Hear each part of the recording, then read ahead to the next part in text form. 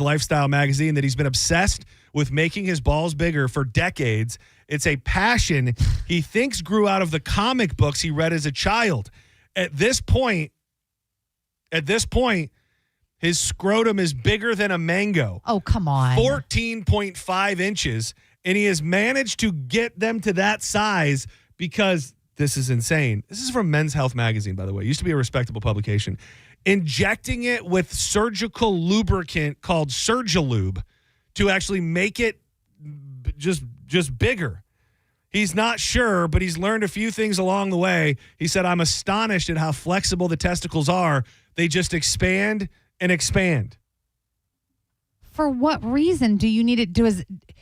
I was kind of hoping you were going to... Who gives him this stuff to inject into his I was hoping you were going to be able to answer that question. So this is nothing that, like, you've never seen a man naked and thought, if only. If a man pulled down his pants and had mangoes hanging, I would be gravely concerned. Yeah, it's like unwell. Like at some point, I cannot fit those in my mouth. I cannot do anything with them collectively. Just a conversation piece at that point. I mean, I seriously look at him and go, are you okay? There are lots of men doing this, specifically the saline inflation. There's a subreddit with nearly 9,000 members. They're, of course, all sharing their own ball-maxing journeys with one another. A journey described by Jack, who's 31, told Men's Health, nothing really matches experiencing it yourself. The blue-collar worker adds, you have to talk yourself into doing it. You have to find the time, get everything prepped, and then sit there for 30 minutes to an hour while it all takes effect. Senning Show, you're on the air. Hey, John, this is Corey down in Sarasota. What up, buddy? How you doing? So this is a little off topic, but you brought up the looks maxing thing, and I had to call in. Because, so I live in this apartment complex, and there's a looks maxer that lives in my building. Oh, no. So, and this gets pretty crazy. He's an 18-year-old kid. I think he's like originally from Indiana or something like that. But he's got, he's pretty big on social media. He's friends with that clavicular kid that you guys were talking about. But he was just arrested over the weekend. Oh, I saw that. Yeah. The kiddie porn guy. Yeah. Oh, correct. And so in the neighborhood, I don't know who was doing it, but somebody put out all these flyers with his picture posted on it, saying child predator, be aware, unit, blah, blah, blah. Oh, man. Rightfully so. Yeah, I saw that story, and my first thought was, first of all, scum of the earth. But secondly, it feels like that's happening more often with younger people. Like I feel when they used to, thank you, buddy, when they used to catch people for doing that, I feel like it used to be old, dirty men, and now there's many more young people. Maybe it's just because the internet is a disgusting place and people can find everything there. But definitely more young people dabbling in that realm, which is very, very disturbing. All right, let's step aside. When we come back, we're going to debut a brand new segment. And this is just me taking something that happens regularly in the halls here at CMG and bringing it to the air. We talked about doing a podcast, and then one day I said, let's just do this on the air. Our buddy Gordy, he's on 101.5 The Vibe. First of all, one of the sweetest men you're ever going to meet, but he's a television movie guru. And we're going to work through that live on the air next. Gordy will join us. It's What You Watchin', the world debut on Senning Show. Keep it locked right here to 102.5 The Bone. Hawkins Home Service Co. If you're a homeowner, you probably know the stress of having to find somebody to work on the AC, somebody to work on the electrical, the plumbing, maybe even pool repair. But with Hawkins, you don't have to stress because one company can handle it all with technicians that have gotten rigorous background checks with guarantees that actually mean something. And if it's your first time using them and you listen to The Bone, make sure you tell them because that's 10% off right there. And you can even book online. So go now. It's HawkinsServiceCO.com. Hawkins, one call, handles it all. You're listening to Senning Show on 102.5 The Bone. Tell us what you think. Head to the 102.5 The Bone app now and leave us an open mic. The Open Mic on the free 102.5 The Bone app is sponsored by 1-800-ASK-GARY. Ken Ganley Kia. We're the #9 Kia dealer in the country and going for #1. Here's what that means for you. We're training every day, working hard to earn your business on every deal, stocking more inventory than ever. Because when we have the most inventory, you save big. Simple. And that's how you get to number one. Lease the all-new 2027 Telluride for just $277 per month. We may be coming for number one, but the real winner is you. For offer details, call 727-853-1393. Finding great candidates to hire can be like, well, trying to find a needle in a haystack. Sure, you can post your job to some job board, but then all you can do is hope the right person comes along, which is why you should try ZipRecruiter for free at ZipRecruiter.com/radio. ZipRecruiter doesn't depend on candidates finding you. It finds them for you. Its powerful technology identifies people with the right experience and actively invites them to apply to your job. You get qualified candidates fast. So while other companies might deliver a lot of hay, ZipRecruiter finds you what you're looking for. The needle in the haystack. See why 4 out of 5 employers who post a job on ZipRecruiter get a quality candidate within the first day. ZipRecruiter, the smartest way to hire. And right now, you can try ZipRecruiter for free. That's right, free at ZipRecruiter.com/radio. That's ZipRecruiter.com/radio. ZipRecruiter.com/radio. ZipRecruiter. When you're injured on the job, you need more than just a workers' comp lawyer. When you need a fighter, you need us. Morgan & Morgan, America's largest injury law firm. For the people. Visit forthepeople.com for an office near you. I got mine at Maher Chevrolet's Bargain Outlet. New Silverados under $30,000, Equinox under $25,000, Trax under $20,000. Maher Chevrolet's Bargain Outlet, St. Pete, MaherChevy.com. Chevrolet, together let's drive. We're living through a monetary crime scene, and your IRA or 401k is a key victim. Hi, Dr. Ron Paul here. In 1971, gold was $35 an ounce. After the dollar was cut loose from it, inflation soared. And in just 9 years, gold hit $850. People who diversified into precious metals survived and thrived. Today, we're in a worse position because we face inflation and massive debt. Fortunately, gold is still an option. My trusted friends at Birch Gold Group can help you own gold inside your retirement account without penalties or taxes. Start now by getting a free info kit on gold. Text the word SECURE to 989898. We're facing the same monetary chaos as the 70s with significantly more debt. Get your free info kit from Birch Gold. Just text SECURE to the number 989898. Adam Ray makes a stop at the Hard Rock Event Center at the Seminole Hard Rock Hotel and Casino on July 26th. His appearance as Joe Biden on Kill Tony amassed over 30 million views and remains one of the most popular in the show's history. Catch Adam Ray and his Who Is Me tour July 26th at the Hard Rock Event Center. Injured? It's your case. Own it. Call Farah & Farah. Tampa. Now, back to Real Raw Radio. Sponsored by Anajar and Levine, Accident Attorneys. Call 1-800-747-FREE. That's 1-800-747-3733.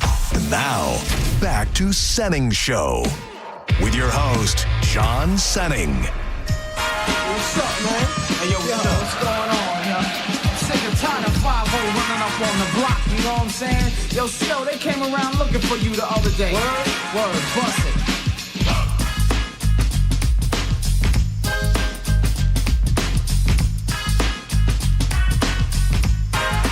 Welcome back. This is Senning Show, helping you get through your Monday. Thank you for being here. If you were watching and it got dropped, we're back on YouTube. 1025 The Bone, Senning Show, officially live, back on YouTube. That little circle is glowing. Appreciate everybody standing by. I am John Senning. She is JoJo. Diz will be back with us tomorrow, I believe.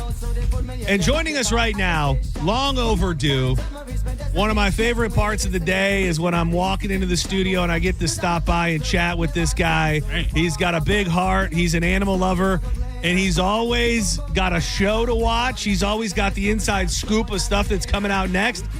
He is on 1015 The Vibe, and he's really a Tampa radio legend, in my opinion. Hey. He is Gordy. What's up, man? What's up, man? How you doing? I'm doing good, man. How about yourself? Dude, thank you for being here, and I'm glad this is finally going to become a thing. Me too, man. Thanks for extending the offer. So I for those that don't know, and I don't know all of the details, give us a little bit of your radio background, because you've seen some things in the Tampa radio game. What was your first gig in radio, and then take us through to like modern day? First gig in radio was in Orlando.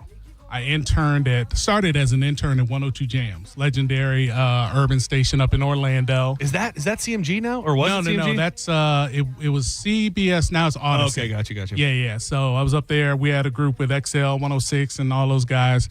Then my father got sick, so I came back, moved back to Tampa, and got on at Wild and was there doing mornings for 13 years, and had a stint at our sister station in Orlando, Power, when Power was there.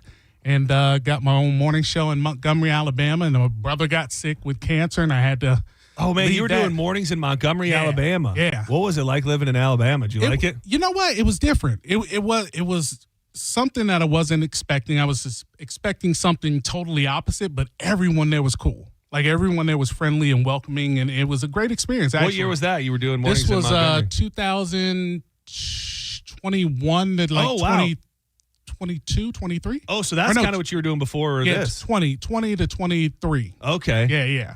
And then when the Vibe became a thing, I was like, I got to come back home. They said we need the right man in the right spot. And thank you for being here. And I can't wait to make this. I love getting to do radio with a new voice, a new face. I've never gotten to be on with you. This is we're about to be as much as we've done together. But the thing is we often, if we're not talking about pets or dogs or some variation of Gordy's always checking in on Brody, which is always very, very thoughtful, and then we get to talking about TV shows, and I have to ask, what is, when it comes to your perfect form of entertainment, whether it be a show or a movie, like what are you looking to be on the edge of your seat? Are you looking to laugh? Are you looking to cry? Like, if you could craft the perfect form of entertainment, what makes the perfect show for Gordy? I would say the perfect show is something that keeps you on the edge of your seat. Like, I don't like scary. I will not do scary.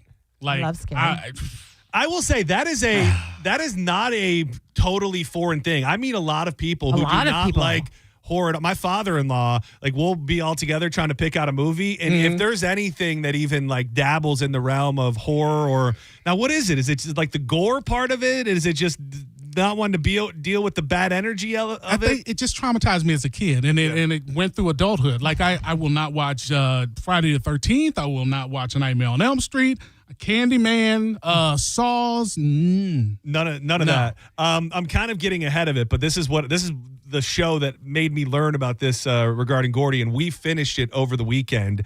Lord of the Flies. They did a brand new reboot of Lord of the Flies on Netflix, and I was telling you that it's not really a horror show, which it isn't. But now, having finished it and knowing where you stand on things, I cannot recommend it. We actually we had to turn it off yesterday. We were trying to finish the last episode of it, and we had to turn it off. It's only 4 episodes. It's on Netflix. Many people read the book, Lord of the Flies. You know the story, Lord of the Flies? Yeah.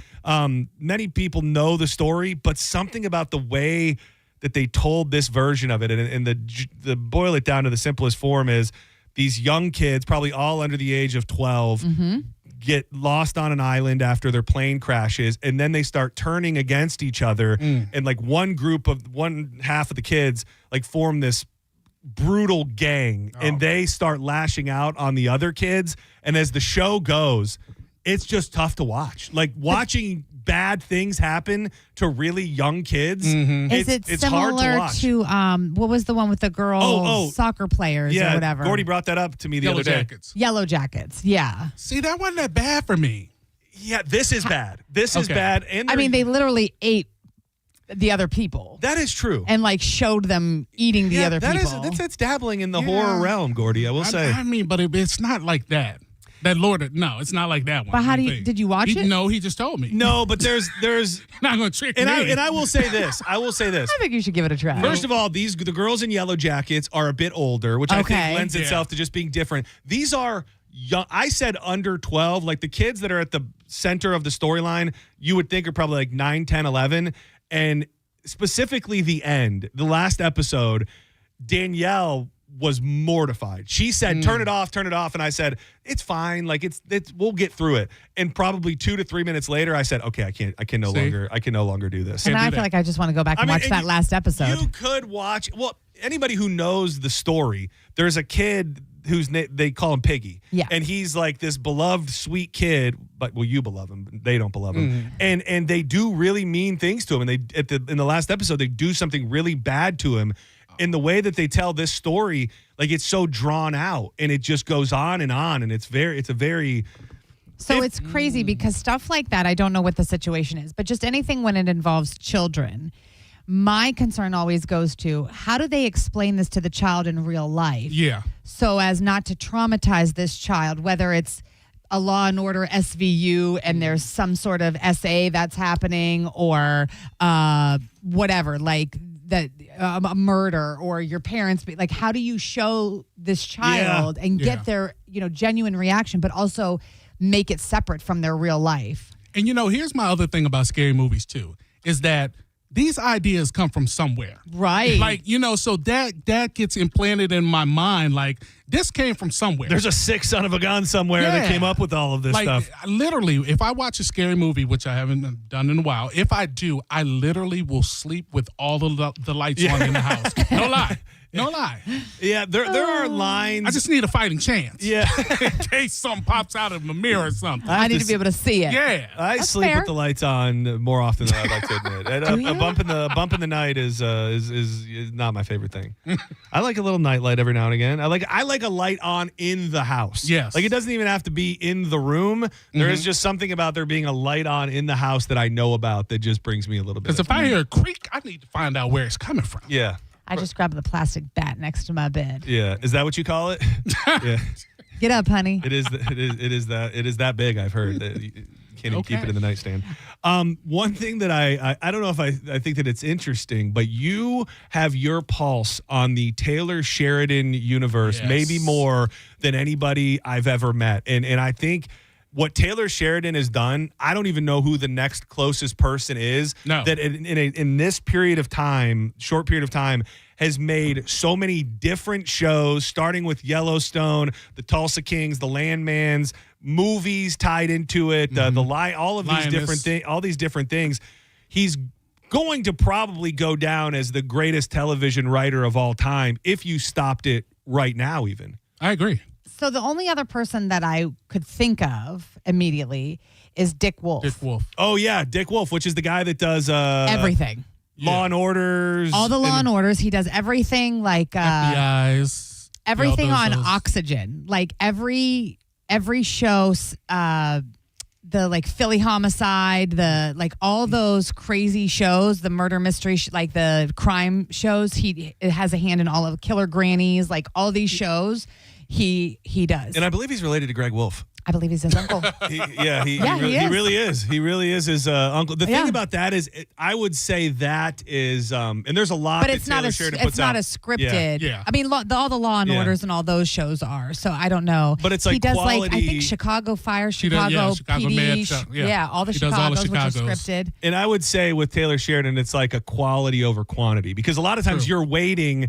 Like we wait years and years for the next season of Yellowstone to come out. The show that I wanted to touch on with you before we get into some of the stuff that you're watching right now was the Madison, because I talked about the Madison a bunch and I was like trying to sell people on it, but it was also, I don't want to call it a tough watch.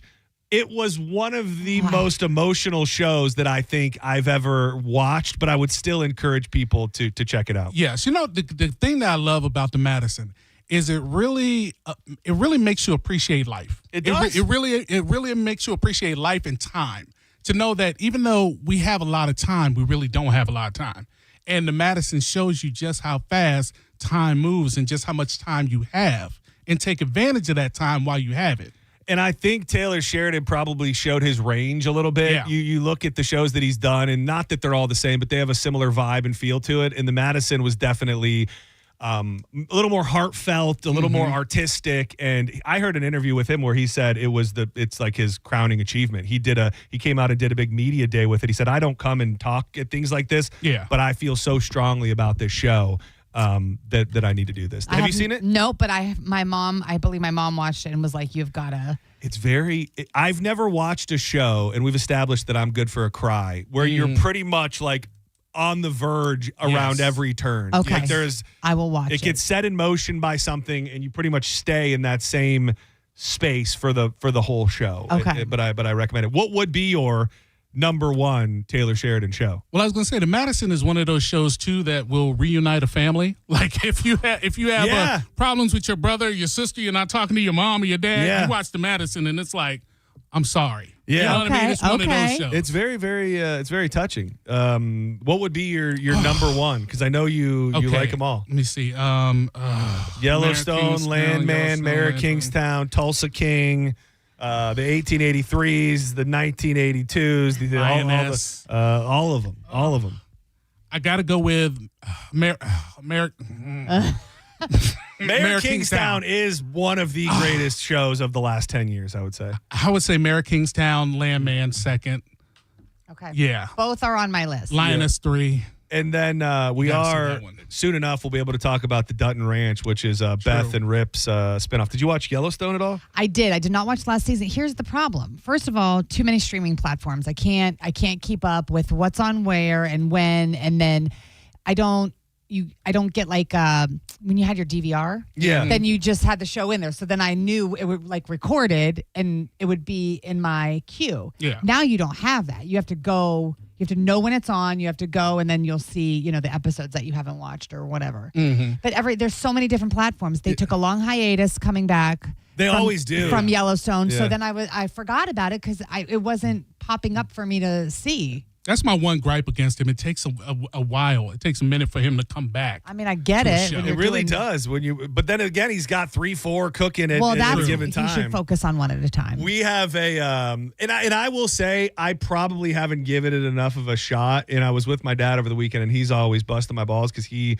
loves it, and I shut it off after 10 minutes. Is Taylor Sheridan's one of his newest ventures, The Marshals, which is Casey from Yellowstone. How do you not like that show? I got to go back and maybe give it another try. It just immediately felt like not a Taylor Sheridan show. I don't know any other way to say it. Like it felt like and maybe this is the problem, is that you like a weeknight CBS type show. Yeah. And to me, it just felt like they lended the characters from Yellowstone to a completely different show with a completely different vibe. I think once you get past episode 2, you're gonna get. It's gonna pick up. Yeah, all right. You got to get past episode 2. Well, why do shows have to? Why do you have to watch 3 shows before for 3 episodes before you're hooked? Take a minute to pick up. I want it from the get. Yeah, there is that. But I get that. But I think it was just the overall. Like if you go into it thinking you're going to get a Yellowstone experience. Mm-hmm. You're just not. Like it's the characters are there and the moments are there,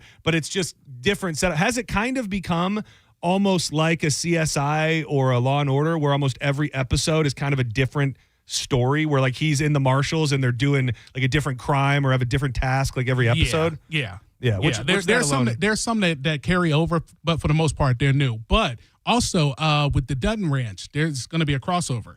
Oh, so with Beth and Rip, and so to you get need on to watch Marshall. The Marshals. Okay, Yeah. I am looking forward to that. Spoiler alert, people. Yeah, I love when that happens. A lot of people are calling. Let's see if anybody's got a good TV take or question. Senning Show, you're live on the air. First ever. What you watching with our buddy Gordy? Who's this? Live on the air. No pressure. Thank you. Senning Show, you're live on the air. Who's this?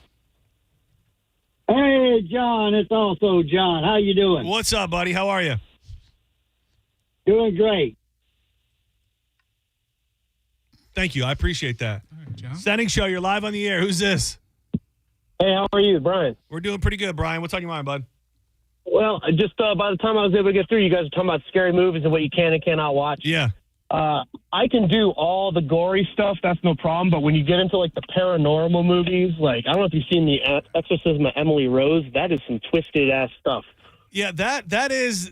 I do agree that the gore is one thing and it's not for everybody, but when you start getting into the stuff that maybe not isn't possible, but it's not like the furthest stretch from reality, that is where you can get a legitimate scare. Gordy, what are you watching right at this exact moment? What's on your list of things people should check out if they Man on haven't already? Fire.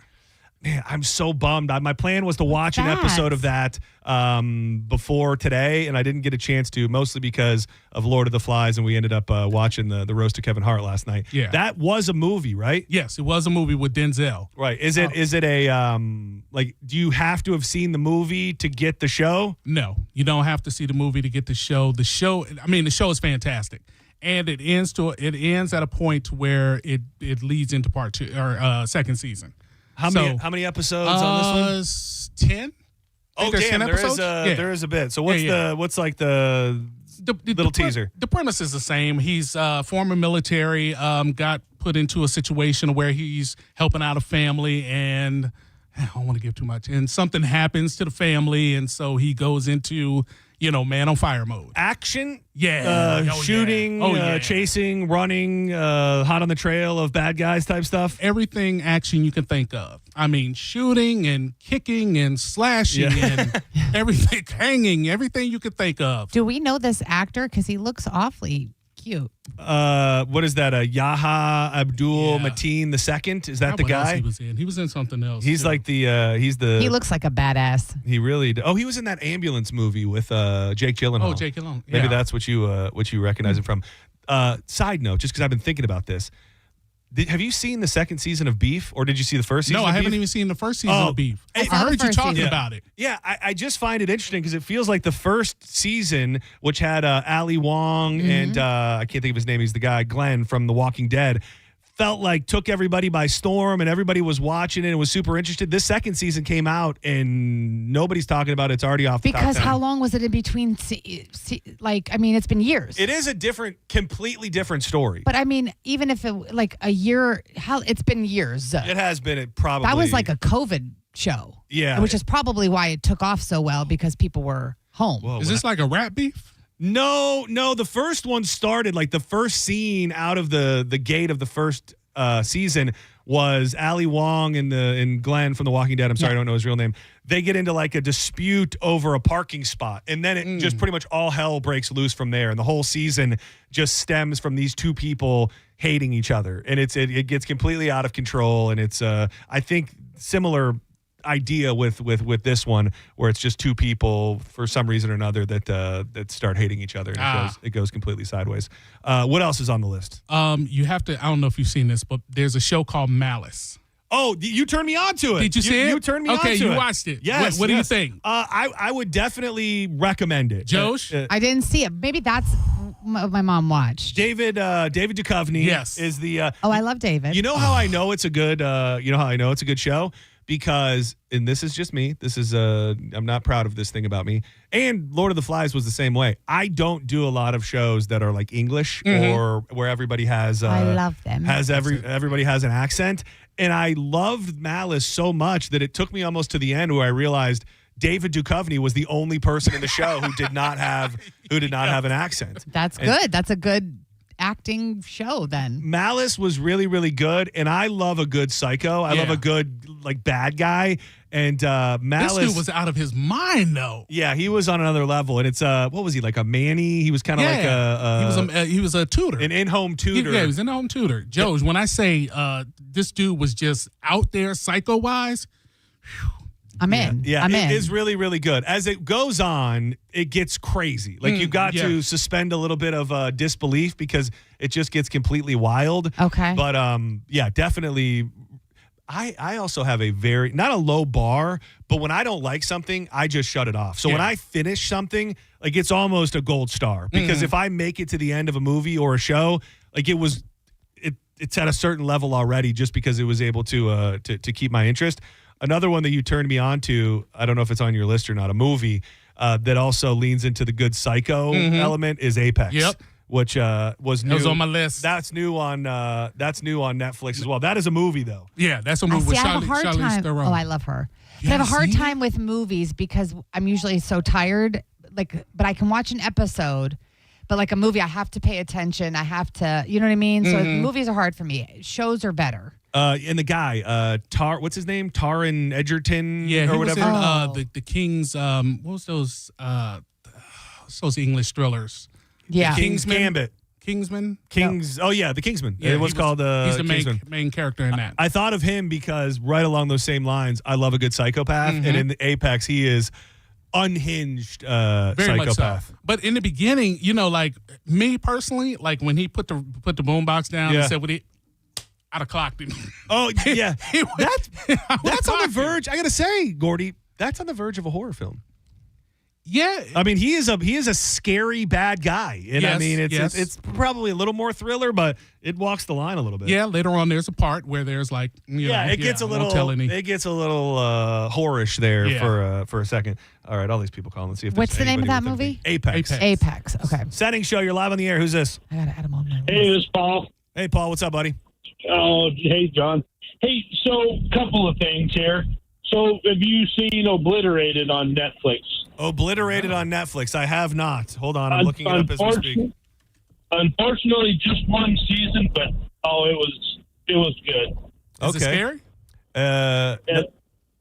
This kind of sounds up your alley, Gordy. An elite special forces team thwarts a deadly threat to Las Vegas after a celebratory party. The team discovers that the bomb they deactivated was fake. Now intoxicated, the team has to find the real bomb and save the world. I'm in watching that. All right. I'm in. Thank that you. Sounds pretty good. Thank you. You got one more you want to throw out there?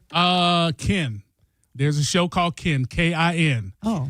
The last name is. I thought you were trying to say Kin. Yeah, it's a family. They're called the Kinsleys. And this is a movie. This is a TV show. Okay. And they run the UK. It's about drug dealing. So these guys got these. Yeah, they got accents. They got accents. Yeah, they got accents. Okay. But when I tell you action, it is from start to finish. You got to watch it. A boy is killed and his family embarks on a gangland war with an international cartel, but the Kinzellas have something the cartel does not: the unbreakable bonds of blood and family. That looks pretty good, and it's it was from a couple years ago. Mm-hmm. That does. When I tell you will like it, you will like it. 94 on Rotten Tomatoes. That's pretty damn good. That's pretty good. Did better than Mike, huh? What is your favorite show of all time? I should have favorite TV show. Yeah, favorite TV show of all time. I don't know the answer to this. I should have prepped you that I was going to ask it because it take I got to think about that one, but I'll tell you my favorite movie of all time: Top Gun. Oh, Top Gun. Top Gun. Did the sequel hold up in your opinion? Yes. I cannot wait for part 3. Are you bring it on? You think that? Okay. Not leave it on a high note. No, okay. Bring on part 3. If I can get into a jet right now, sign me up. Are you Breaking Bad, The Wire, Sopranos? Here's the thing. I've never watched Breaking Bad. Oh, my Jesus. I've never seen The Sopranos. Oh, my God. I've never seen The Godfather. I've never seen The Godfather and either. I've never seen, what's the other Godfather-ish type movie? Goodfellas. Yeah, I've never seen that. Oh, my God, Gordy Daniel. Yeah. Scarface? Scarface. Haven't seen that either. Oh, yeah. See, a lot of that stuff. I've never seen Godfather. We tried people hate when I say this. We tried The Sopranos probably 5 times. Really? It's just not sticking. We made it, I think, through the first season, maybe. It's just to dedicate to a show, I got to feel the burning inside. Well, sure, but I don't know how you don't feel it. Yeah, I don't. But I will say, you do have to watch Breaking Bad. Yeah. If nothing else, I tried to watch Better Call Saul, but I couldn't get into that either. Really? It was just you need to watch Breaking Bad first. I would think Breaking Bad would be a good accompaniment piece to because then you'll get Better it. Call Saul. Okay. Yeah. Yeah. Damn. I gotta say, when you could talk about television shows for 30 minutes, damn near, and it feels like it just blew by, you're doing something right. Gordy, where can people find you on social media? They can find me Gordy Jams, GordiJamz. Go follow the man. We're going to try and do this every Monday at 2:30. What you watching? People love to hear good ideas of things to watch and love to hear people talk about the shows they already did watch. So this would be a great opportunity to do that. Follow Gordy. Thank you so much for spending time with us. Do not go anywhere. When we come back, it will be time to fire up John's Joints. We've got lots to get to in the world today. Oh, yeah. I like that.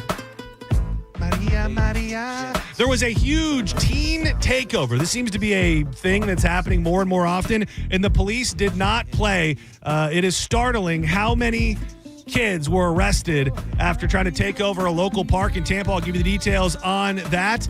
And are we achieving peace in the Middle East? According to the deal that is not done, it doesn't look like it. But we'll talk about that and find out where the hantavirus people are currently staying in the United States of America. Keep it locked right here. John's Joints on the way. Thank you, Gordy. Thank you. Wild Fork Foods. I got myself a big Wild Fork order yesterday morning. I'm doing a big Santa Maria tri-tip when I get home tonight. I like to do it on the smoker, about 220 for a couple hours, then finish it on the high heat. One of the most underrated cuts of meat out there. If you're looking for new stuff, they have that. If you want wild game, Wagyu, they've got that. But if you're really just looking to feed the family, ground beef, chicken breast, chicken thighs, unbelievable prices with the sides, the sauces, the seasonings, and desserts to go right along with it. And you can get it delivered right to your home. I love that. We're all busy, so you can become a member. It'll waive the delivery fee. And then, boom, it shows up on your door. Big orange bag full of protein and groceries. It's not much better than that. But you can also get in store. West Chase, South Tampa, and St. Pete. But check them out online, wildforkfoods.com.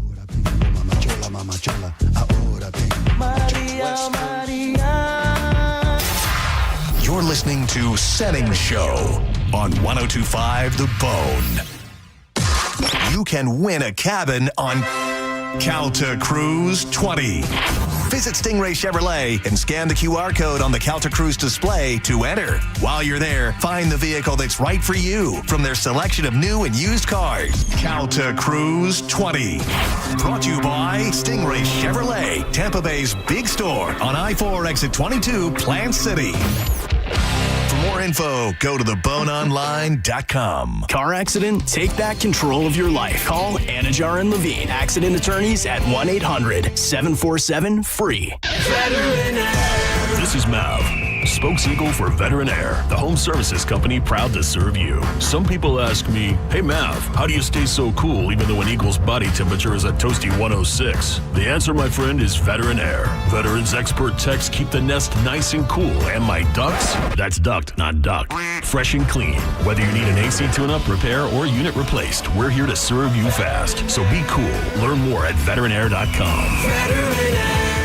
Hey, it's JP. Look, I don't need to be an attorney to tell you distracted driving is bad. Tampa attorney Mo DeWitt sees the aftermath every day. It's awful. Do me a favor. Eyes on the road, hands on the wheel, and keep it right here on the bone. Injured on the go? Just call Mo. Just call Mo.com. Is your financial advisor managing your risk or just a spreadsheet? Hi, I'm Jeff Jr., founder of Trajan Wealth. Many financial advisors rely on target date funds, which are one-size-fits-all portfolios that don't know your name, your family, or your goals. And that passive management can leave you dangerously exposed. At Trajan, we look at the whole picture, not just the stocks everyone else buys, but the private market opportunities most advisors ignore. And as fiduciaries, we build a strategy around you, coordinating your investments, tax strategy, and estate into one cohesive plan. Your financial life deserves more than just a generic portfolio. Real planning isn't a stack of statements. It's the confidence of knowing where your income will come from for the next 30 years. Good enough isn't good enough for your family. It's time for a change. Schedule your complimentary consultation today. Call 855-TRAJAN-1. That's 855-TRAJAN-1.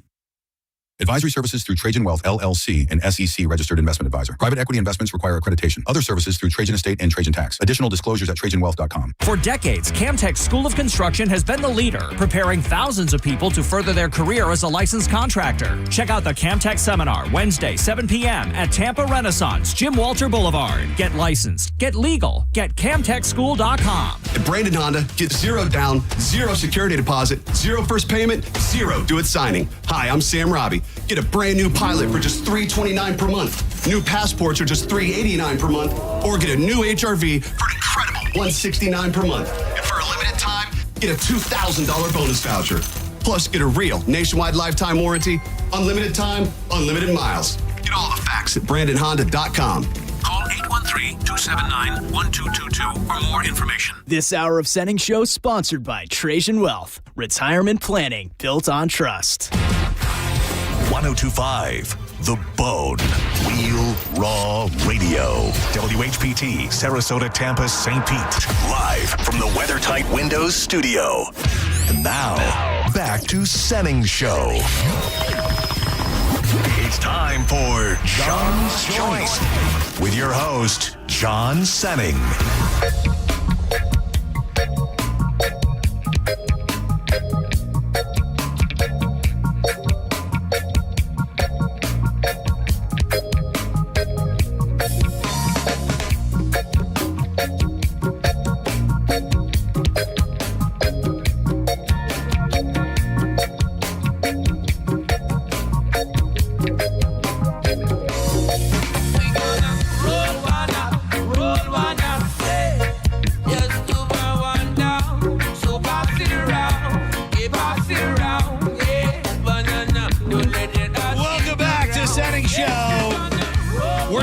We're getting through a Monday.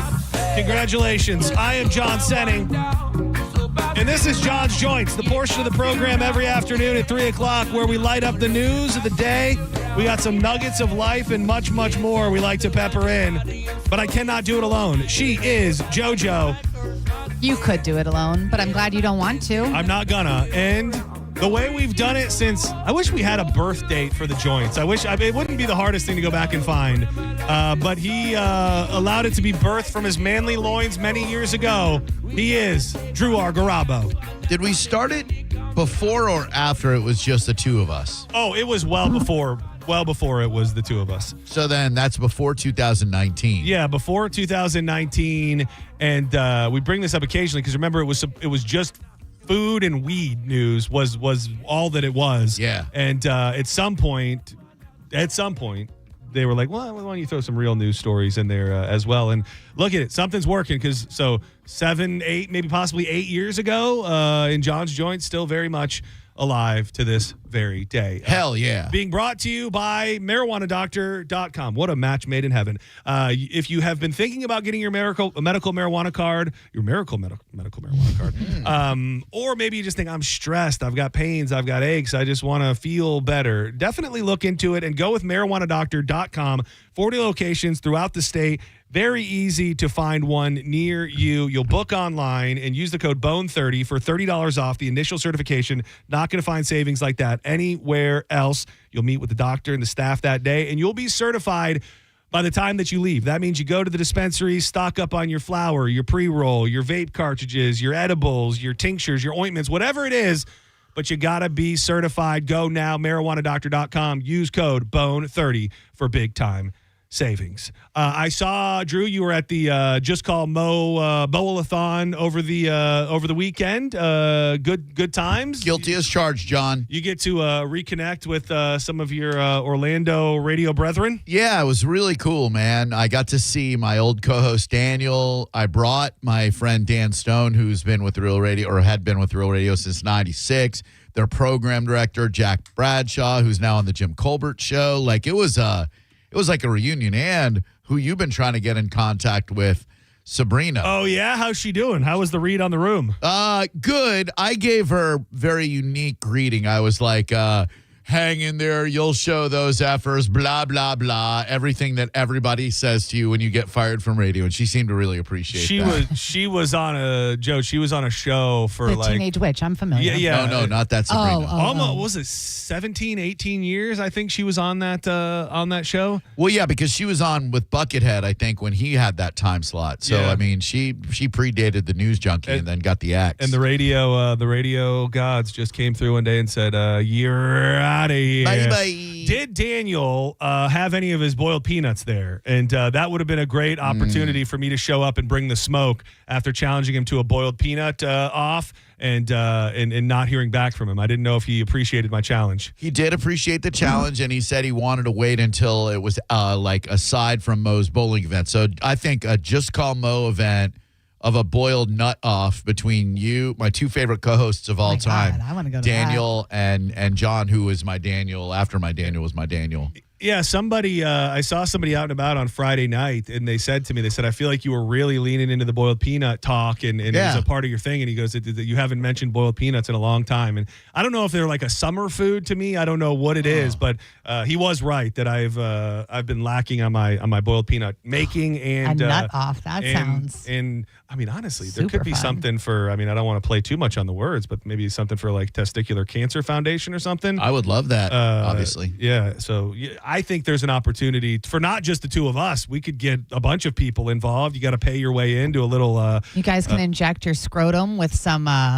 Saline solution. Plump them up a little bit. Yeah, that might be extreme. We were talking earlier about they're calling it a new trend amongst men, ball maxing, where men are going to doctors and getting their balls injected with a saline solution to have the biggest like sack possible. And that the one guy said his balls are the size of mangoes, and like that's what he's going for. I think anyone who is engaging in any kind of maxing should be killed. You're probably agreed. Looks maxing, ball maxing. If you're maxing, climaxing, just get the hell off this planet. We don't need you. There's something to. I think if you dug into the souls of all of those people, like you're probably not far off base. Like if we could find a hack to find out if a person is a good person or bad person, finding out the maxing that they're up to, or if they're up to any maxing at all, might just be a hack to realizing that they're no good. Unless it's love maxing or charity maxing, but it's never any of good kind of maxing. No, that clavicular guy that you mentioned earlier. What an asshole. He is the worst. And the guy, and the other guy that I heard was a maxer, and the guy ended up calling about him that just got busted for kiddie porn, 18 years old in Tampa. Oh, yeah. He's a looks maxer type thing. And I was saying earlier, so weird. Doesn't it feel like kiddie porn was a thing that only dirty old men did, and then over the past 5 to 10 years, like there's all sorts of young 18 to 30-year-old dudes getting into that, which is bizarre. I don't know what it means for society. Well, I know why it happens. It's because of the ready availability of any kind of porn on your phone. So by the time you're 17 years old, you've seen every porn on the internet. This young kid who got busted in Tampa said he wanted to try something different. Yeah. It is bizarre. Like when you put it through the lens of like us growing up, we always joke around about like if you wanted to find porn, there was this fascinating phenomenon that there were porno mags like in the woods and like in the ditches, and you'd find one stuck to the road, and like you could just only hope that at 10, 11, 12, 13, 14 years old, you find one of these porno mags. Now anything you can think of or anything that's ever been created is one finger touch away. That has to be bad. It has to be bad for civilization. It probably is. Mason, I don't think we ever did the story. A looks maxing influencer was arrested for allegedly stashing loads of child porn on his phone. According to Florida Authority, Mason Hall found his secret stash of stomach-turning images of teen girls with some as young as 8 years old. Ooh. Like, dude, if you're 18 years old looking at 8-year-old, like, I don't think there's hope for you. None. I think we have to. I think we just have to cancel you. Yep. I had an interesting thing happen. We love talking restaurants and proper protocol in restaurants. Yes. I will not, and I'm not going to say where it was because I go here often. Okay. And I like this place. I already know it. It wasn't even a big deal. It wasn't a big deal, but it's just there's a finer point to how it went down. If you are tending bar or you are waiting on tables and somebody spills their drink, and let's just say, like I did, I had just gotten this drink. Yeah. It was a cocktail, but it was in like a tall like tumbler glass. And I just got it. I don't even know if I'd taken a drink out of it yet. And I was sitting at a bar, and almost immediately upon the bartender setting it down, I'm a dumbass, and I just made the wrong move, and I spilled it. Yeah. Mm-hmm. Is it incumbent upon you as a server or a bartender to make that person feel like everything's all right? Of course. 100%. Yeah, that's not what happened. And make you a new drink. Well, that... Without charging you for Yeah, or making a scene or making you feel like you're some clumsy oaf. I got you, buddy. Well, and I kept going back and forth with Danielle about it because the lady, she was not mad. She didn't chastise me. She didn't do anything inherently negative. But she did nothing to say like, oh, that's all. Like, there was a definite aura of like... So she sets it down. Take me through. She sets it down. You make a hand. Some sort of hand motion. Sure. Something. You get a bit gestury. Yeah, whatever. And she comes over and she says. Well, I don't know that she said anything. I immediately, I'm over the top. Oh my God, I'm so sorry. I'm so sorry. And it wasn't like I was looking for, it's all right, baby. Don't you worry about that. But that's what you would normally hear. She just came over with what I believe to be zero communication and cleaned it up. And Danielle then was like, oh, she's mad. And I'm kind of like arguing on behalf of the lady. I go, she's not mad. She's just not saying anything at all. And she's not saying like, oh, it's okay. Don't worry about it. Because at this point, I probably apologized 5 times. And she never acknowledged the apology? She never said, really. Like, it's okay. It happens all the time? No. Nothing like, and then I kind of feel like, I don't know that she was punishing me, but what's the protocol for, you're busy. It's a Friday night. You're busy. The bar is busy. You've got bar guests to tend to, and you've got the tickets. There's only one bartender. You got the tickets coming up from the servers. So, like, where does the remade drink fall in line? You got food to run. I mean, did you order like a frozen? No, it was a double. It was a tequila. It was tequila and soda. Oh, so like 2 seconds it would take her to make you a new drink. What do you think, Drew? Does it go to the front of the line, the back of the line? Do you just try to correct it real quick? I would correct it immediately. Like, it's not going to take that long to go double tequila, on the rock, soda, whatever. Psh, there you go. So, it's okay. It happens all the time. Now, don't do it again so I can take care of these things. Yeah, it was. And again, I read into things at restaurants. Yes, I'm watching every element of what she's doing. So she goes, she makes drinks for other people at the bar. Then she goes to the well and starts making drinks for the servers. Then she goes to the kitchen and starts running food. And I'm like, I'm being punished. Yeah, I am absolutely being punished here. And she went to the kitchen to run food before she made you another drink? Yeah. And then by the time it got there, I don't know how long it had really been, but it was almost like when she set it down, it was unspoken, like, don't F this up now. Like, don't. And again, she didn't actually say she did or do anything. She did. By not doing and saying, she said and did. Sometimes we say things without saying a word. It was devoid of, and honestly, throughout the whole night and meal, like, she was attentive. She was on it. We had some food. She was like, I love when a bartender will, like, come and, like, wipe down your area while you're eating. Like, everything was on the money for the most part. It just got me thinking about what you do, and is it your job to, like, make that person feel like they didn't do anything wrong even though they inherently did? Yeah, because, like, anyone who accidentally spills something feels at least a little bit mortified, if not a lot mortified. So anyone in customer service should just take that little, hey, man, don't worry about it. It happens all the time. I'll make you a freshie. There you go. Now let me go run some Clambo. Yeah. Dude, I will tell you this. And I don't know in my passive-aggressive ways, would have had to. You would have. Say all of the things to her. What would you say? Please don't be mad at me. I am so. I hope I didn't ruin your night. I'm so sorry. I know. Thank you for bringing me another drink. I know you needed to punish me put me in timeout for a minute. I couldn't have done all of that, but I did almost spill the second one. Which I don't know. Then I might have been mad at you after two. And I think I was just maybe nervous. Maybe I was thinking about it too much. We had like two dudes, like bros, sitting down here, and I go and I like move my hand and it hits it again and it like kind of teeters. And the guy looks at me, he goes, "What's wrong with you, man?" Like, there was nothing wrong with me, but if I would have spilled the second one, I'm gonna bring you one of Everly's sippy cups. We would have just had to have left. Yeah. Like, you can't do it twice. If I would have done that. No, she should not have been mad. Well, I don't know that she was. Yeah, you like, anyone's going to get frustrated in that situation. You got a million things going on. You got some gesturing dude at the bar spilling a drink, but you got to swallow that anger and go and project outwardly. Everything's fine, man. Yeah, it was just very interesting because she wasn't rude, but she just wasn't comforting, which I just needed to be comforted in that moment, and she didn't do it, which is I'm sorry that happened to you. It's okay. We shall overcome. I hate to kick off the joints with a bummer of a story, and a lot of times, maybe I would skip this, but I do feel like as we head into summer, I believe it's the number one cause of death for children under a certain age in the state of Florida. So even if we talk about it for a moment and it makes one person think twice about it, the Bradenton Police Department said a local mother has been arrested after her 4-year-old drowned at a pool party on Saturday night. Officers arrived at an apartment complex within minutes of the call, which came in at 9:10 p.m. and began life-saving measures on the child. She was transported to a nearby hospital and sadly did not make it. An investigation indicates a large group of people were attending the party at the Kendall Ridge apartment complex, including the child's mother and family. The young girl was swimming when she slipped under the water into the bottom of the pool, where she remained for several minutes before being discovered. And they always just say it happens so quick. And I don't know this woman. I don't know how little attention she was paying to her kids or the kids at all.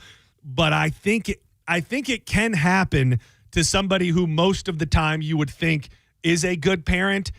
It's just kids will silently slip under the water if they're not being watched. And a 4-year-old, I would love to know, swim arms, any sort of flotation device, a 4-year-old being in a pool without any of that seems insane to me in the first place. So listening to your first segment about you taking the kids to WrestleMania, you know how quickly things can happen. Yeah. You know you turn your back for that said, if you have your kid at a birthday party, whether it's your birthday party or anyone else's, your job is to keep your eye on your kid for the entire time that they are there. And if you don't do it, I have no problem whatsoever with you being locked in jail. You negligent bitch.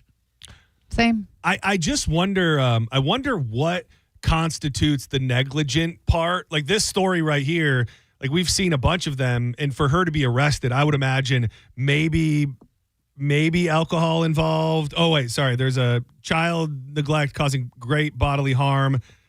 It doesn't say anything about her being boozed up or on drugs or anything like that. Just because a lot of kids drown, and we don't always see the parents locked up, definitely not locked up or taken to jail on the spot in that moment. So I would imagine this was pretty negligent, and this should not have happened. Yeah, when the police showed up, I imagine they interviewed her and heard something that was negligent, whether it was, I was inside, with my friends. She was somewhere else other than watching her kid, which, in my opinion, qualifies for negligence. Yeah, it's crazy. So we have the pool at our house. Yeah. So we had the kids over, and specifically Turner. He's young, and it's just probably because I have a little bit of hypochondria in me, and I read these news stories all the time. Like, it's on my mind all night. Like, I'm worried he's going to wake up in the middle of the night and just decide. And I don't think he would, but I don't think a lot of people, where something terrible happens, thought it would happen. So I think you just have to be obsessively observant of your kids around every moment. Yes, but especially around water. And that was one of my concerns living in this. There's little ponds, there's little lakes, there's little creeks, there's little everything everywhere, whether there's alligators in them or whether it's just a couple inches of water. That when Ev was 6 months old, we did the swimming school. Good. And we learned, so she could flip to her back and find, the air and float. We're a big pool family. We love swimming. We're always by water. And I wanted to make sure that she felt comfortable in the pool and swimming. But still, she's a great swimmer. But even at 7, we have like a little splash pad thing, which maybe has, a couple inches of water. But I still sit and I still watch. And if I don't see her come around the other side of it after, a certain amount, I get up, I walk over, I make sure. And usually she's playing or whatever, but she could have hit her head. She could have slipped and fell on the ground. Maybe another kid bumped her and knocked her down. And I don't know if these kids are going to know to say anything or call for help or whatever. Not, so probably not. It is and I'm also watching other kids and making sure like they're okay. And if their parents aren't, nearby or whatever, you just around water, you cannot take your eyes off of them for a second. Yeah, it's not just Florida. It's the entire United States of America. The leading cause of death for children ages 1 to 4 in the U.S. And most of them happen in the presence of adults. Like, not like I snuck out and went swimming by myself. It happens. Like we were Saturday night, we were out. We were watching the UFC fight. Turner went to bed, and Trent, who's about to be 10, he's big, he can swim, he can whatever, and he's in the pool till like midnight. And I'm sitting right there with him, and my mom every 10 minutes comes out like just and I think that's the way you've got to be. Is you've got to be vigilant. You've got to be overly vigilant, and you got to do the thing where you teach those damn kids to swim. I know that. I remember, I think the last person I saw doing it was Micah with the videos of her taking her daughter to swim, where it's probably tough because at some point they just like throw their ass in the pool, right? I think that's what that's the test. That was the only time like that I've cried. Like I cried. It's hard to watch them when they're, struggling and whatever, but there's somebody in there with them. I know that she's safe, so I was okay during all of the lessons. The day that she threw her in with a hoodie on and pants, and because just emulating real life, what could be, shoes, everything, and threw her in to see that she would flip and find the air. That's so crazy. I mean, I just sat on the edge of the pool and was just crying the entire time. That's crazy. It was wild. What you really have to watch out for when adults go to parties and there's a pool, everyone thinks that everyone else is watching. That is true. Be the one adult, and this is what I always try to be the one adult who's watching those kids in the pool always, because you'll freak out every 5 minutes. Like, stop drowning him. Oh my God, this kid's not breathing. But every other adult's like, somebody's watching. There's so many kids. people around, and the thing that I always hear, it's morbid, but it's much it's quiet. You like when a kid sinks into the pool, they're not flailing. Once they're under the water, like nobody's hearing it, and the damn kids aren't looking out for each other. So just a note as we head into the summer to think about it. These a little bit older, but still probably a lesson here about parenting and knowing where your kids are. The Tampa Police Department arrested 22 people between the ages of 12 and 21 after a teen takeover on Friday night. These visuals are nuts. They've gone national. According to the TPD, a large group of teens attempted to take over the area of Curtis Hickson Park on Friday night, causing traffic disruptions, fights, and other issues in the park. They responded to the disturbance with patrol officers, bike units, and air service personnel to ensure the safety of the surrounding community. As the result, 22 people were arrested on charges that include public fighting, brawling, possession of narcotics, resisting without violence, unlawful possession of a weapon. Officers seized 2 firearms and 1 vehicle. Only 4 of those who were arrested were over the age of 18. The 4 arrested that are over the age of 18, they got a fleeing and a looting. There was a weed charge, drug paraphernalia, and charged with affray. A fray? A fray. Oh, like they're creating a fray? Like a fray. How do you... like mayhem? Like how do you think you would spell that? Charged with affray. Charged with... Like, is it 2 separate words? A fray? A fray? Mm-hmm. Is that a Fox 13 issue, or is that real? I think you're not scared. Charged with AFFRAY. I'm not afraid. Charged with affray. Oh. I feel like this is probably something kids have done a version of throughout our whole life. Maybe. But an instance of fighting in a public place that disturbs the peace. Affray.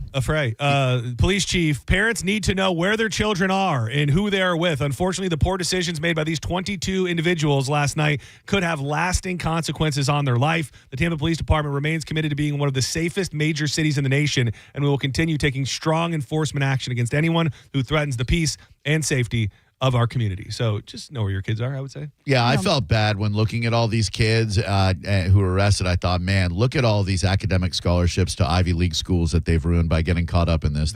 These little future geniuses. There's a lot of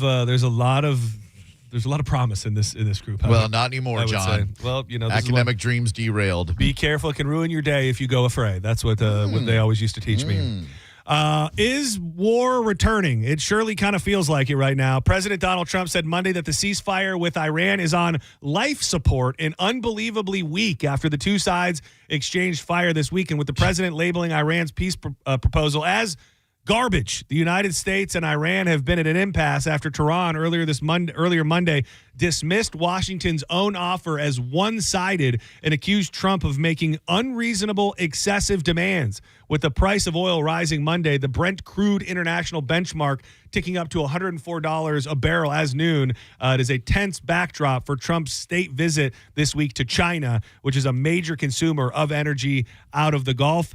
We're trying to keep abreast on this, but I think at the same time, nobody really knows where it stands, at least at this exact moment. I think it's a little more publicly, openly falling apart with not too much to lean onto. And I still believe we're just trying to build back some weapons and get our stuff together so that we can be ready to go back to some form of war, considering we used up so much when we did whatever the hell we did the first time. Yeah, but he's easy taking care of that gas tax, right? We're going to start paying less at the gallon. I see the gas tax, which hopefully, when we get to $7 a gallon, it's really going to feel a lot better to not have that gas tax. It's getting there, John. Which is pretty nice. Did you see it coming in today? I thought it looked like it came down maybe a couple.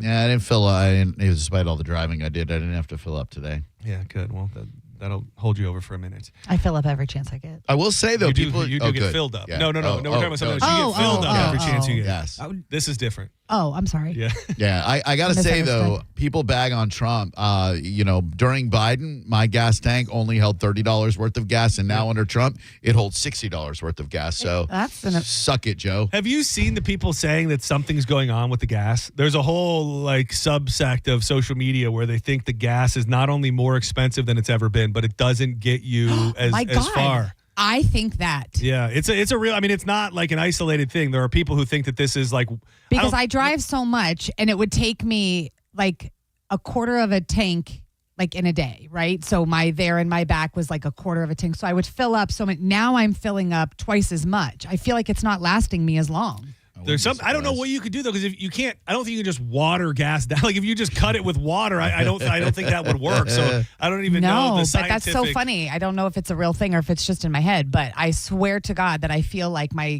gas does not last me as long as it used to. You're not alone in that. Just so you know.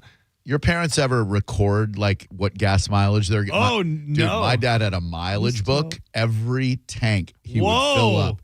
He would go starting mileage, ending mileage, price he paid per gallon. Really? And I'm like, Dad, what are you writing a book? Why are you doing this? We need men like him these days. Yeah, so what do you do with that information then? That's probably still sitting in his garage. Well, maybe we need to bust it out and all right. Take it to somebody to be like, look where it used to be. Done and done. Okay. Is he still doing it today? I don't know. He doesn't drive much, but I wouldn't be surprised at all. There's no way he stopped doing it. We need more men like him. Bring back actually notating your Frank the Tank, your gas mileage. And then real quick, not tons to report, but we'll hit it real quick before we go to break. Passengers from that cruise ship hit by the deadly hantavirus outbreak are being flown home as of today to more than 20 countries and being quarantined, including a French woman and an American who is now tested positive. Passengers from the ship began flying home aboard military and government planes Sunday after this ship finally anchored. Personnel in full body protective gear and breathing masks escorted the travelers from ship to shore. These words, they're working on it. 3 passengers have died. 6 people with confirmed or suspected cases of the hantavirus are being quarantined. Have you read the controversy regarding the new American that's tested positive? No. So the CDC released a statement saying that they tested with a low, they had like a low presence of the virus, and a bunch of scientists have come out and said like that's not how the testing for this virus works. Like you either have it or you don't. So I was feeling pretty good about this not being something that's going to be the next COVID. But anytime you find out that maybe they're not being completely forthright with the information, that makes me mildly concerned. They fired Fauci, right? He's not like the official White House. No, Fauci is gone. Okay. And there was actually, I think it was last week, the statute of limitations is now up on charging him. So there was a bunch of people who thought they were going to like arrest Fauci as of last week. Spoiler alert, they didn't lock him up. Update: my dad does still. He does. My mom just texted me and said that my dad still, with a pen attached to a little mileage book, writes down starting mile. Yeah, we need that's to how check. I got busted taking his car. We need to check his paperwork. We need to check his paperwork and see. Tell him to send over the numbers. We need to We'll crunch him. We need to take a look at it. Oh, that's great. All right, let's step aside for a moment. When we come back, going to be a bit of a stretch, but there is new Michael Jackson news. There is not so great Michael Jackson news, but then there's interesting Michael Jackson adjacent news about one of Michael's closest monkeys. What do they call it? No, I was going to try not to say monkey. Oh, I'm sorry. A primate? No, like your friend, your confidant. One of Michael Jackson's closest confidants. And his whereabouts. Oh. Who happens to be a monkey. Oh, We'll do all that and a bunch more in the back half of John's Joints coming up next.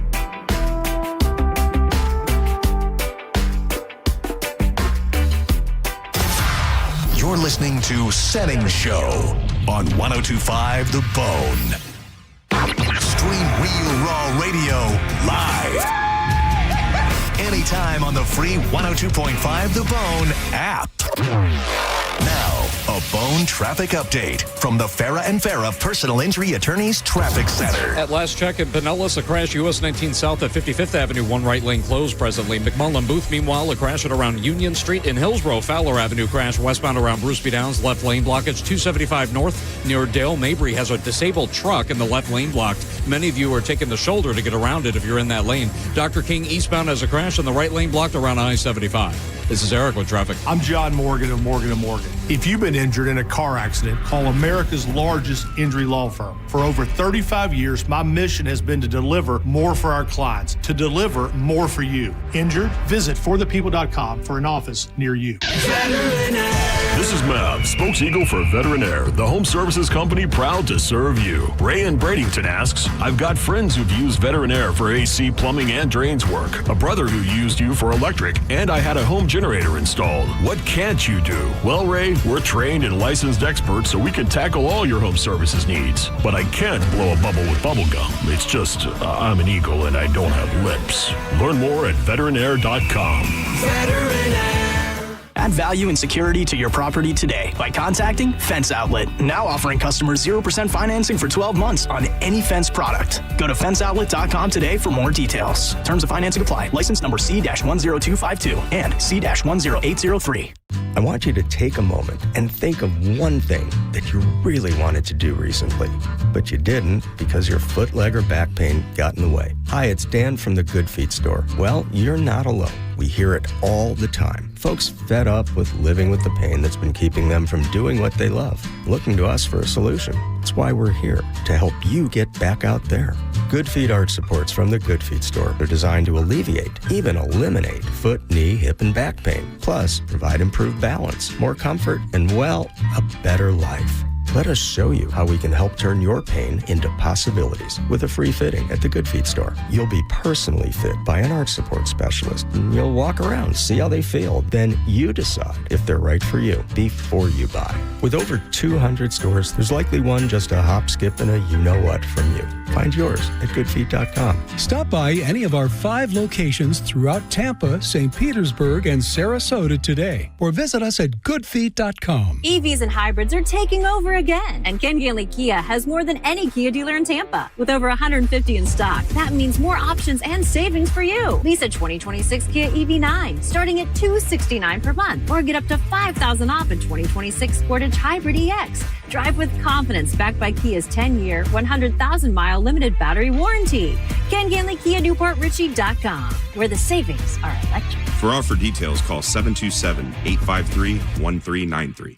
Men, if you're suffering from erectile dysfunction or PE, you're not alone. Most importantly, you don't have to live with it. Prestige Men's Medical Center restores men's sex lives in just one visit. Their painless breakthrough treatments eliminate ED and PE, even when Viagra and Cialis don't work. Here's Dr. Simovitz, specialist in men's health. Prestige Men's Medical Center's painless breakthrough treatments eliminate ED and PE, regardless of age or medical history. 98% of patients see instant results right in the office. Men are now lasting longer than they ever imagined. And the best part, at Prestige Men's Medical Center, your consultation and first treatment are free. Qualified patients even get their testosterone checked free. Call 813-288-2202. 813-288-2202. Take control of your sex life. Call now. 813-288-2202.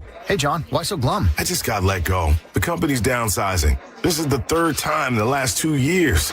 I'm done with this. Have you thought about My Computer Career? I've heard they can train you for a career in IT in just a few months, including cybersecurity and the basics of AI. And you don't need prior training or experience. Now that's a recession-resistant career. Wow, thanks. I'll check them out. Go to mycomputercareer.edu and take the free career evaluation. mycomputercareer.edu, an Elite CompTIA certification partner. Financial aid is available to those who qualify, including VA benefits. Ready or not, summer is coming, and Wayfair's Memorial Day clearance is on now. Right now through May 25th, get up to 70% off everything home at Wayfair. Plus, score amazing doorbuster deals all sale long and surprise flash deals on Memorial Day. We're talking thousands of products at every style and budget. Now is the time to save big on must-haves for your patio, backyard, and beyond. These savings won't last, so don't wait. Shop Wayfair's Memorial Day clearance now through May 25th. Wayfair, every style, every home. Join us for the 4th annual Sergeant Anthony Molstad Defender Ruck, June 6th in St. Pete. Ruck it, walk it, or run it. Registration is now open. Sign up now. runsignup.com/Anthony's Defender Ruck. The event is to help prevent soldier suicide in the honor of Sergeant Anthony Molstad. Join us June 6th in St. Pete.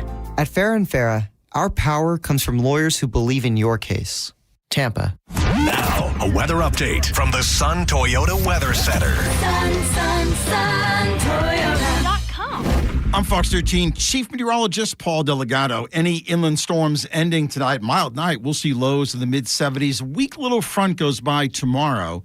So variably cloudy, a scattering of showers and storms moving inland during the afternoon, and high temperatures up near 90.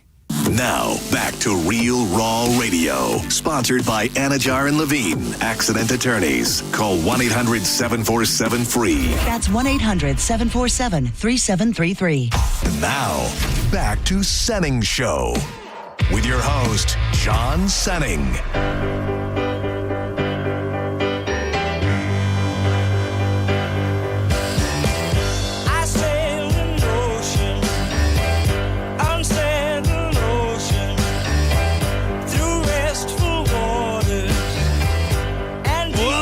a Senning Show. You're in the midst of John's Joints. I'm John Senning. The juice is loose. JoJo is here with us.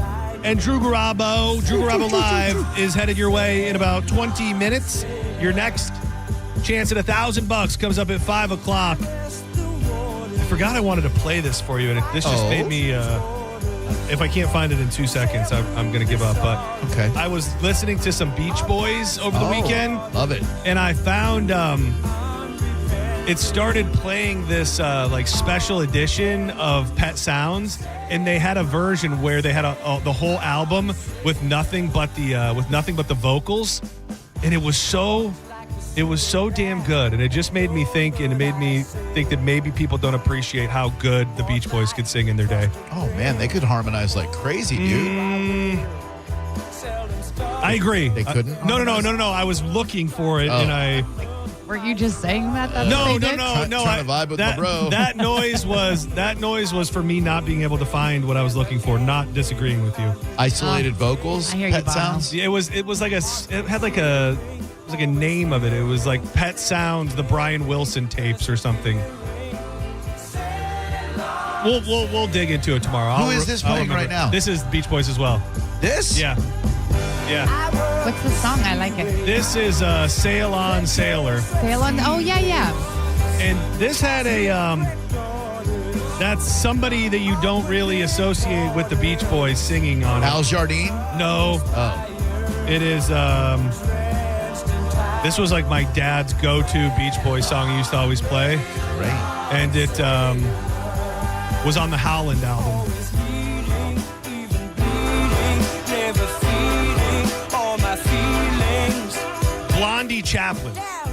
Blondie Chaplin was the guy that sang lead. Oh. He toured with the Beach Boys during that period of time when Brian Wilson refused to leave the United States of America.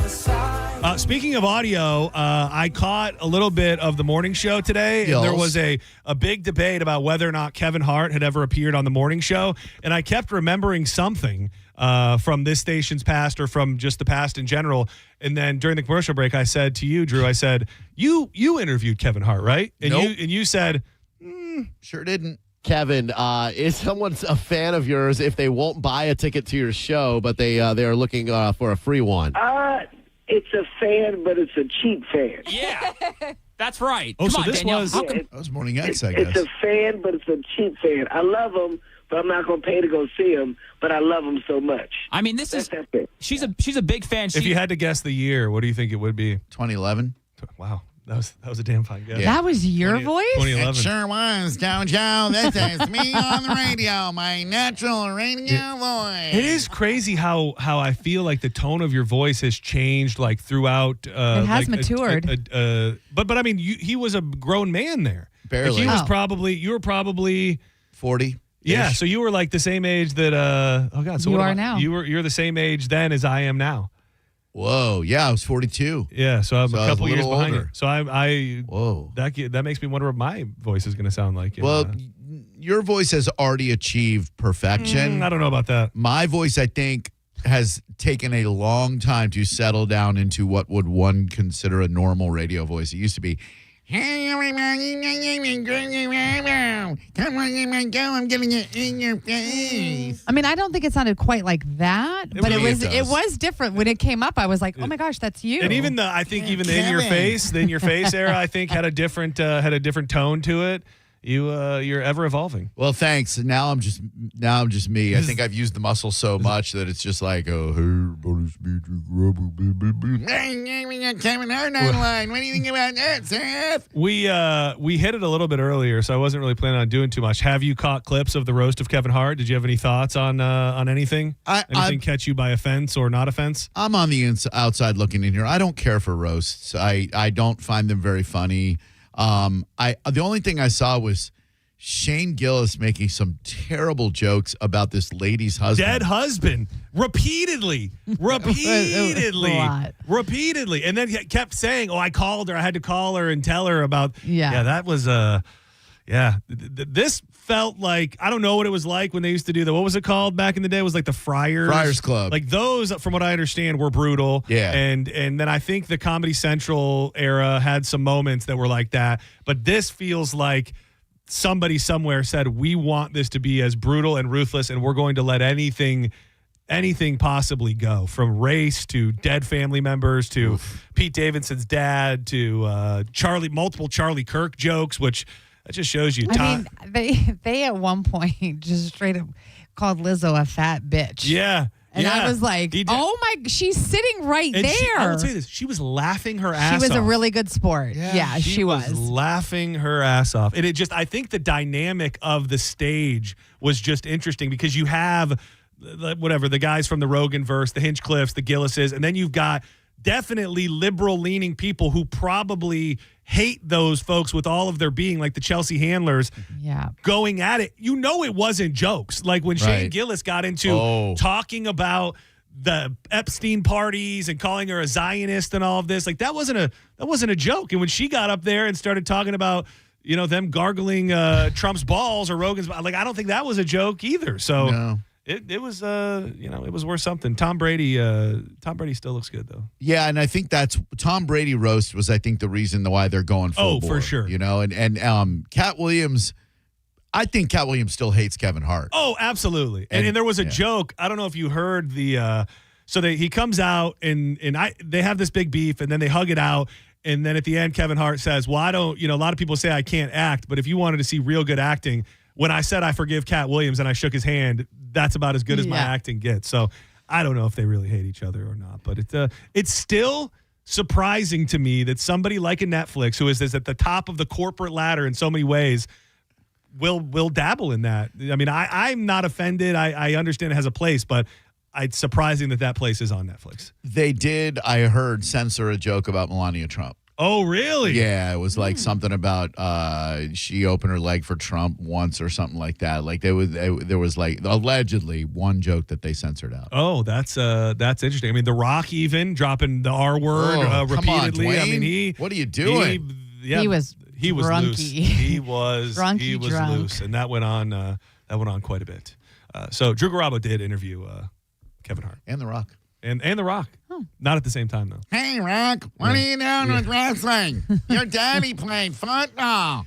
One thing about the roast that I wonder, and I noticed it a bunch of times last night, I would think that somebody, since so much of it is pre-written for people, that they would study the jokes to make sure there's not a bunch of doubles. Right. There were doubles. And specifically Jeff Ross and The Rock both had like a double of a joke that I thought was actually funny because they made fun of Kevin Hart a lot because his dad was a crackhead. And they said, just like your dad, you're dependent on The Rock. Yeah. And it was pretty much the same joke. Wow. It was pretty much the same joke. The Rock brought Kevin Hart's dad's mugshot up on the screen. Like it was crazy. Oh, yeah. I mean, I feel like it takes a lot to shock these days. Yeah. And multiple times during that thing last night, I'm like, I cannot believe this is on at all, let alone Netflix. Are you open to a roast? I would never put one together, but like if your personality type, do you think you would enjoy one? Do you think you could find it funny, people for an hour and a half making jokes about the worst moments of your life? I think so. I also think that it needs to be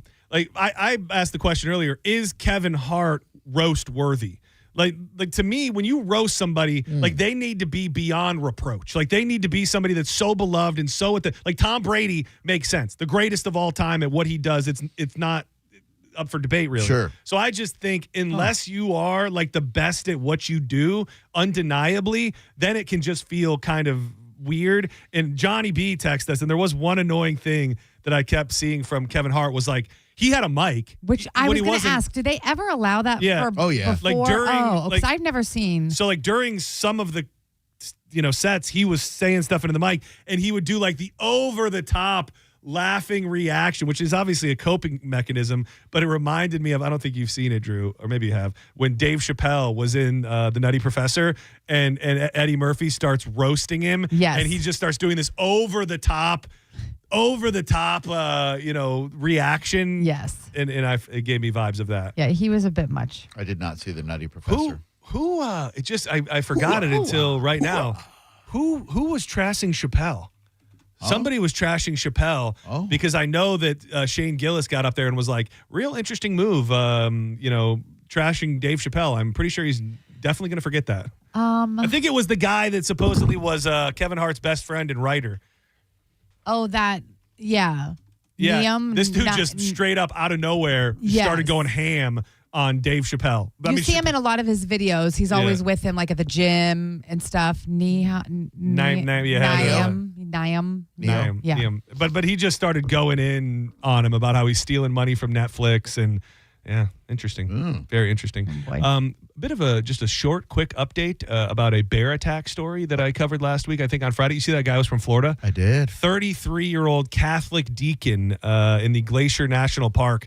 Turns out the guy was from South Florida, and he called and left his dad a voicemail, like just a short time before all that, before he got eaten by the bear. If you're the dad, how often do you play that voicemail? Every day, once a year on Father's Day, twice a year on Father's Day and his birthday?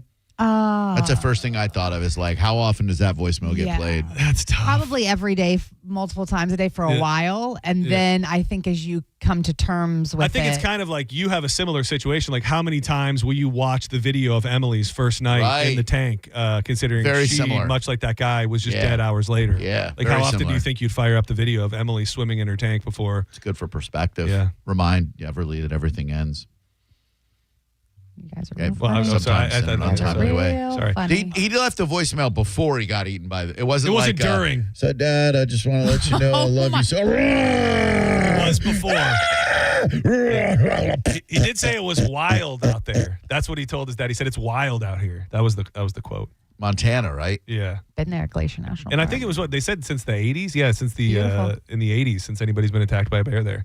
Damn. I think that bear heard about the bear that ate the people, that got the people at Yellowstone and was like, maybe the bear was just trying to change.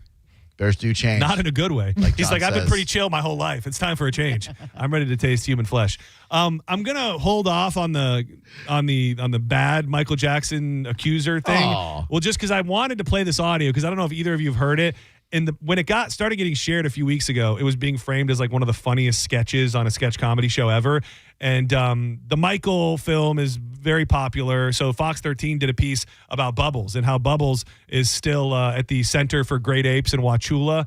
He went there in 2005, talked about how LaToya came and visited him once, and they say that Bubbles is just living his best life in this rescue.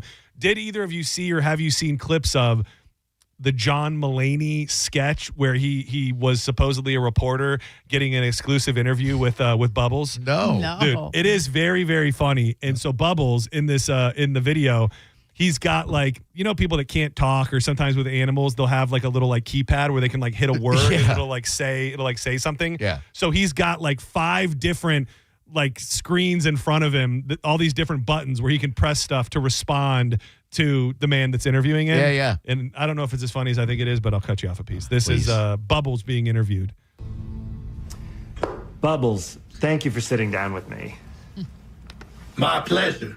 From the upcoming biopic to the Broadway stage musical to Leaving Neverland, a documentary that HBO Max recently pulled, the legacy of... Just listen to the music. What? You heard me. Have you seen what it looks like? People are complicated. Your board is programmed to say people are complicated? Oh, my God. What's crazy is I'm sitting here and you haven't asked me about one important thing. The music. He's like a full-grown And then man. the guy brings over a banana and he puts the banana in his mouth, and then the guy lights the banana like a cigarette. I guess I'm surprised that you weren't... All you bring up is filth, nasty things, but you never asked about the music. I'm happy to talk about the music. What are some of your favorite... I got bills and... Whoa, okay, he was about to curse there. You got to see it. It's there, right. and it's like a human size. Like, it doesn't really look like a chimpanzee. Like, it's like a human. He's wearing a vest with like a bunch of buttons on it. Very, very funny. Man, if Bubbles could only really talk. How great would it be? I meant to bring this up before we get out of here. Did you see the controversy? I wore the shirt today. Did you see the controversy last week with Zach Bryan? No. It's like the greatest, dumbest, and he just is stupid. But so there was a guy who put this post up on TikTok, and it was like the most heartfelt, long post ever about, I live my life through Zach Bryan's music. He's my favorite artist of all time. Just this whole thing. He goes, so I waited outside of the venue where I knew he was doing sound check to get a moment with him and hopefully get a picture. Yeah. So this guy's waiting out there and he's recording, waiting for him to come by. And it's hard to explain on the radio, but Zach Bryan rolls up. And do you remember the I Think You Should Leave sketch where they go to the haunted house and he starts asking all these like insanely inappropriate questions? Yes. And he says this thing. He's like, do any of these things just bust out of the walls and do like a huge blank shot? And so Zach Bryan pulls up to the guy and screams that quote from I Think You Should Leave, like right at him, and then just drives away. And so the guy posts this thing is like having your favorite artist pull up to you and call you a blank shot, like a tum shot. Mm-hmm. Yeah. I just don't know how to feel. And then Zach Bryan like reposted it and said, "You're so weird. Just let me quote, I think you should leave in peace." And then he deleted like all of his social media and all of these people did stories about him. So why can't people just take a joke though? I mean, even if you don't like it, or even if you find it like, why do you everything has to be a thing? Like, okay, you didn't like it. Yeah. Okay. He's got issues with acting any sort of way around people. The fact that it led back to a Tim Robinson sketch, I found to be very, very funny. But still, just going up and screaming that at somebody who's been waiting for you, I can see how it's not received well. But of all the things that he could have yelled, I thought that was pretty damn funny. Did he use the correct "you're" in his reaction tweet when he said "you're so weird"? In my mind, for some reason, that's Y-O-U-R. Or is it a U and an I think R? he said "you are all." Oh, You okay. are all so weird. All right. I think was what it was. I saw the clip and I thought it was Tim Robinson. Like I saw like a clip of someone yelling something like that. And I thought it was somebody trying to meet Tim Robinson. No, I thought it was hilarious. It was Zach Bryan. It was Zach Bryan. That's even funnier for it some is reason. Very interesting. Rum shot. Rum shot, exactly. Do not go anywhere. Now. Drew Garabo Live is headed up next. The best in afternoon entertainment you're going to find this side of the Mason-Dixon. Thank you. The cat's been alone in the house for longer than ever before today, so I'm afraid of what I'm going to go home to. You're going to go home to a cat who really wants to see you. Maybe. If it's alive. That's all we... Thank you. Hopefully it didn't go all Emily on me. I was trying to get rid of these bugs, and I did just spray his body down. They said with Raid, they said it could... R.I.P. Shout out to the little Oreo. bunny. Before we get out of here, we love telling you about our buddy, Jeff Borum. Jeff Borum's going to be the guy who can help you sell your home and you haven't even listed it yet. He's got qualified buyers. How easy?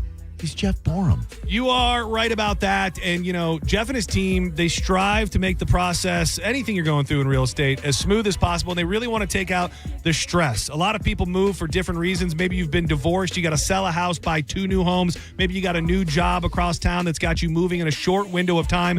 Those are the situations where Jeff and his team really shine because they take all of the stress and all of the guesswork out of the problem or the situation that you've got going on. So make the call. Reach out to him. Team Borum, powered by eXp Realty. Yep. With Jeff, you've got options. Buy your home, sell your home. He'll even rent your home. No risk either. He's going to let you out of the contract at any time. Google him right now, and you might be packing tonight. BORHAM for Team Borum. JoJo, thank you so much. It's been an absolute pleasure. We'll see you tomorrow as well, I hope, for Judge Juicy. Oh, my, yes. Yes. Yes, absolutely. I believe as long as everything is on the up and up, Dizzy will return tomorrow. I saw a lot of conversation in the YouTube people suspecting that he's gone or not coming back. As far as I know, he'll be back from Canada tomorrow at 1. Drew, appreciate you very much. Thank you. Do not go anywhere. Keep it locked right here to 102.5 The Bone.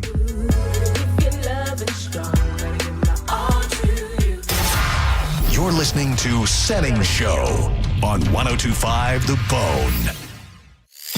We are Real Raw Radio. 102.5 The Bone. Big winners, right? The Bone Bonus. Congratulations, winner. You'd won $1,000. Is this real? Seriously? Oh my gosh, this is incredible. And I won this listening to Drew Garabo Live, my favorite show on the bone. I'm about to go on vacation to see my kids here in a few days, and getting that $1,000 is going to be so helpful. Oh man, this is just awesome. Keep listening to The Bone for your chance to win cold, hard cash. It's The Bone Bonus. Sponsored by Farah and Farah, Tampa's accident attorneys. FarahandFarah.com. The Bone Bonus is back. 102.5 The Bone. Real, raw radio. Now, a Bone traffic update from the Farah and Farah Personal Injury Attorneys Traffic Center. We have a crash northbound I-75 with the left lane blocked north of I-4. State trooper on the scene. Around Alexander Street, I-4 east, bit of a delay. Earlier incident will slow you down a bit. Crash north 50th Street northbound at Fletcher. Earlier 275 wreck going to back you up just a bit. Northbound around Dale Mabry. In Pinellas, Belcher Road, southbound crash at Solone Avenue. Also South Belcher, northbound and southbound affected a wreck at Ulmerton. This is Eric with traffic. If your floors are due for an upgrade, Bob's Carpet and Flooring has you covered. The May Pergo sale is on. Grab select colors for just $3.95 a square foot. And if you want more than Pergo, they've got carpet, vinyl, wood, laminate, and tile. Visit one of our 17 locations or go to bobscarpetandflooring.com today. Transform your backyard with a black aluminum fence from Fence Outlet. For only $125 a month, that's less than $5 a day. Fence Outlet will install a 120-foot aluminum fence that turns any yard into your own oasis. Visit fenceoutlet.com for details. License number C-10252. Mike Calta here for Shark Coast Tactical. This Saturday, May 16th, it's the unofficial SIG Sauer Day. We're talking the SIG P365 Macro, SIG Suppressors, and the Beast, the SIG Spear. Military-grade, next-gen firepower. Will and the crew have inventory on hand, but this stuff moves fast, so don't wait. Upgrade your EDC or build your dream setup this Saturday. It's Shark Coast Tactical, often imitated, never duplicated. They're open slinging freedom from 10 to 6 daily, closed on Sunday, but open online 24/7 at sharkcoasttactical.com. Check them out on Bee Ridge Road in Sarasota and tell them Mike Calta sent you. A medical emergency can change your life in an instant. And Advent Health's ER experts have one priority: you. Afterwards, the care doesn't stop.